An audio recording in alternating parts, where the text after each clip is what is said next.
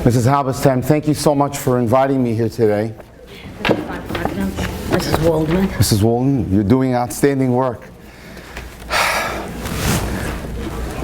You have to love this work to do this. I just spent 4 days in King of Prussia, Pennsylvania, listening to orthopedic seminars, orthopedic lectures, because I'm an orthopedic surgeon by training. So it's a nice change. It's really a nice change. What's that?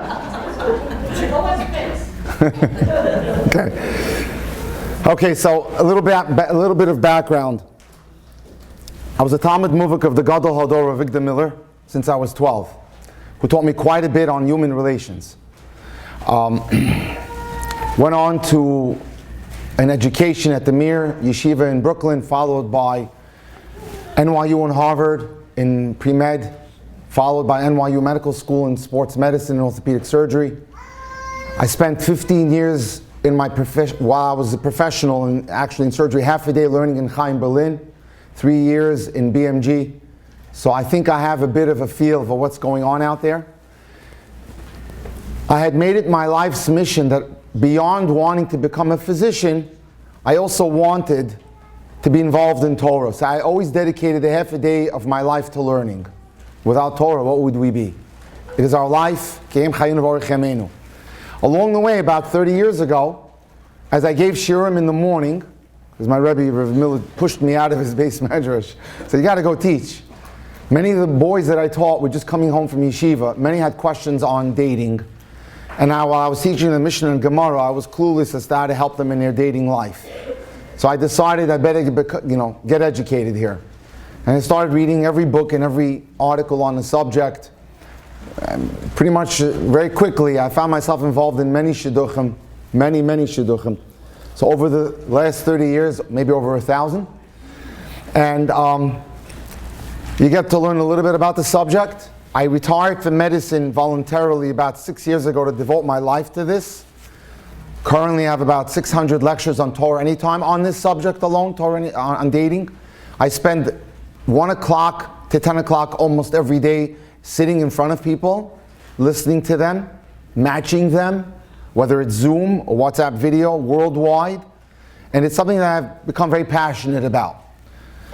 So I want to give you today a little bit of a toolbox on how to proceed with your life forward. I call it down-to-earth wisdom for the second time around. I'm going to give a presentation. I'll try to keep it brief, but to the point. Where you go from here in terms of life. And then after that, we'll open up the audience to a Q&A, because I love that part. And I'll be able to field any questions you have. In a perfect world, men and women would marry, live long, and live happy lives together and leave this world at the same time. There would be no need for second marriages. But we live in a world that's far from perfect, as we all know. People sometimes die young, leaving behind grieving spouses with potentially long lives ahead of them. And too many marriages simply don't last and collapse, God forbid, into divorce. Having served, as I said, as a dating mentor for over three decades, 30 years, I've seen it all. Second marriages that thrive, second marriages that are doomed from the start, second marriages wrecked by children, second marriages in which the children from both sides fuse together into a happy and cooperative unit, second marriages that collapse under financial strain, and second marriages that endure but are not happy. I remember having a presentation not far away from me, Passaic. It was my first event after the pandemic opened up. It was a July 4th event, barbecue. A woman came up to me and said, I need help for my daughter. She's 25 years old and she's in Shidduchim. So somehow the conversation went into her life. She had lost her first husband, and the second husband, it worked out perfect. On the same page, they were vibing in every way. And they got divorced. Why? Because the kids couldn't stand each other. And they made their lives miserable. So we have to work on that too. We'll discuss that a little bit. Those who marry to fulfill certain needs, but are not prepared to give in, usually marry with the same intent the next time around. That means if you married the first time, and you had a certain idea in your head, and it wasn't the right idea, but you somehow made it work, you have to learn it's time to look at the midos a little bit. The second marriage becomes nothing more than a walk down a precipice, a courtship leading to fresh disaster. So, as you consider now going in the second time around, I'm not here to tell anyone what to do. It might be time to brush up on midos, or chot tzadikim, or read my Rebbe's work, Torah Savigdor. Because you got used to a way of life. And the person you're about to, Be'ezus Hashem, get connected to may be a whole lot different than the one that you were with for many years. Sometimes another questionable pattern is at work. One who leaves a marriage because of financial instability tries to find a new partner who offers financial security. Now this obviously is a divorce case, but it can be very much applicable. Whatever it may be, since the spouse left the marriage because of a particular problem, she wants to ensure that she won't have to contend with the same problem all over again. But life often plays funny tricks on us. The second time newlywed finds out, sometimes too late, that the new spouse is indeed different from the first. While the new spouse may have what the first spouse lacked, he may also lack what the first spouse had. So you have to be creative and be nimble, because you're going to have to vibe and get used to a person who is not like the ex, the former husband. My son, fresh off the press, was enrolled until yesterday in one of the best yeshivas in America, Rabbi Heshi Rubanowitz, one of the top 10. He calls me up 10 days ago. Dad, I want to go to Eretz Yisrael. I'm done. I've already done 3 years base medrash in America. I want to go to Eretz Yisrael. I want to get into Chevron. Find me a way. Get me into Yeshivas Chevron. We're talking about the Harvard of Yeshivas in Israel. So I said, that's a tall order. He said to me, call Mr. Gevir XYZ in the Syrian community where I live. Okay. He knows Rabbi Chironi, Rabbi David Cohen very well. He gives a lot of money. After 3 attempts, I finally found him in Europe. I said, what's going on? He had been a alman who had remarried. He's probably a year and a half into his new marriage, building a monstrosity of a house in Flatbush. You can't not see this house for his new wife, except he writes me the following: I can't help you now, I'm going through a divorce.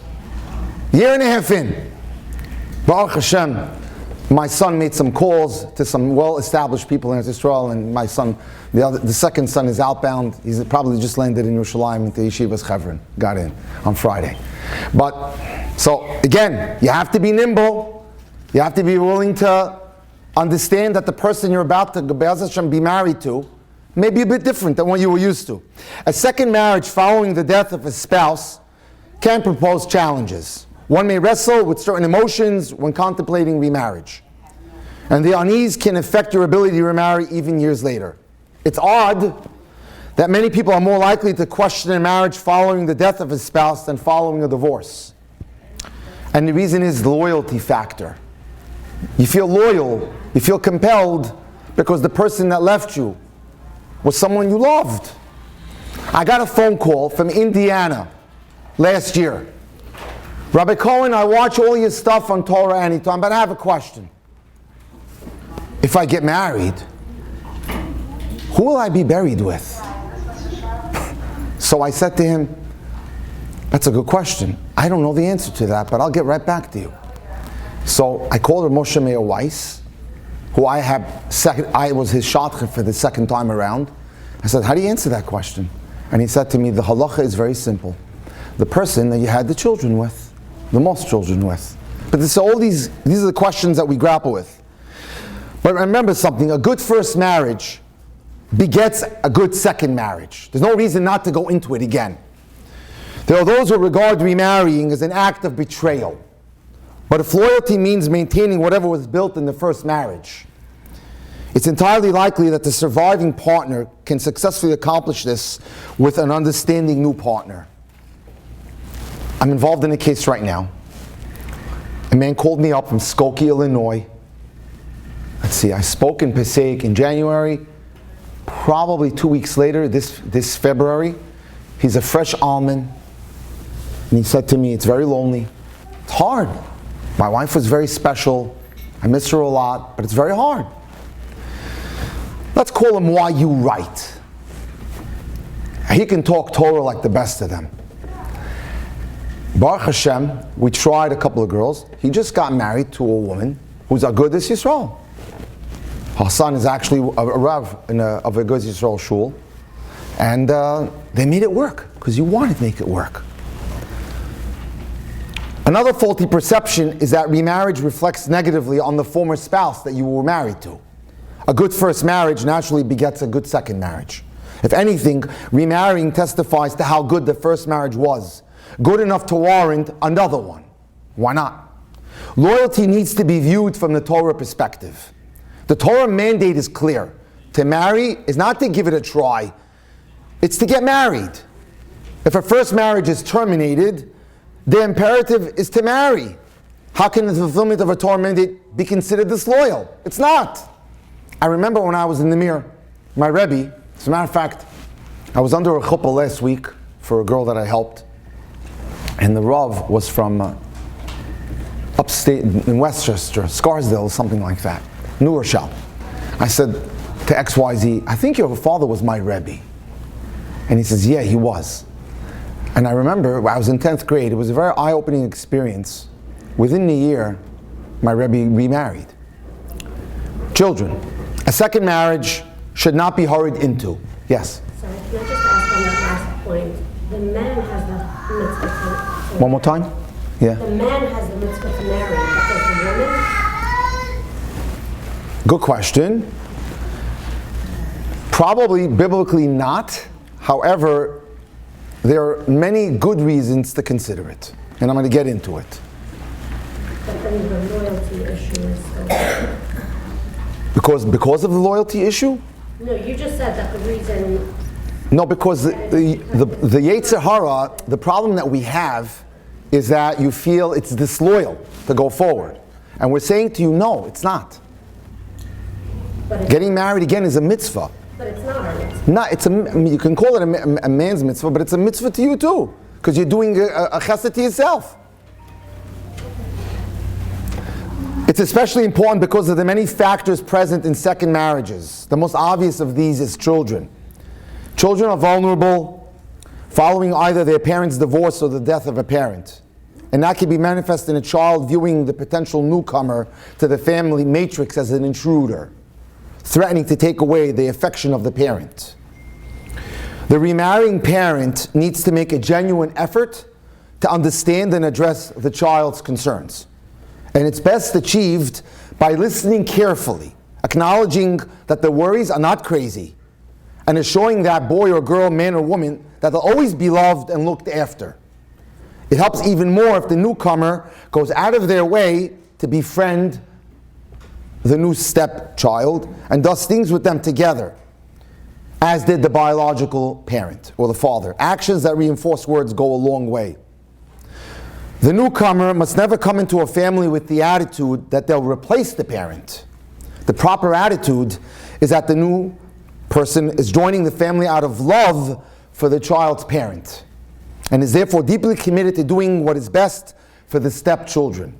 Children are a potential block to remarriage, but they need not be, with the proper preparation. It helps if the children realize that it's important for the parent to be content. And there's a contentness to having someone to share life with.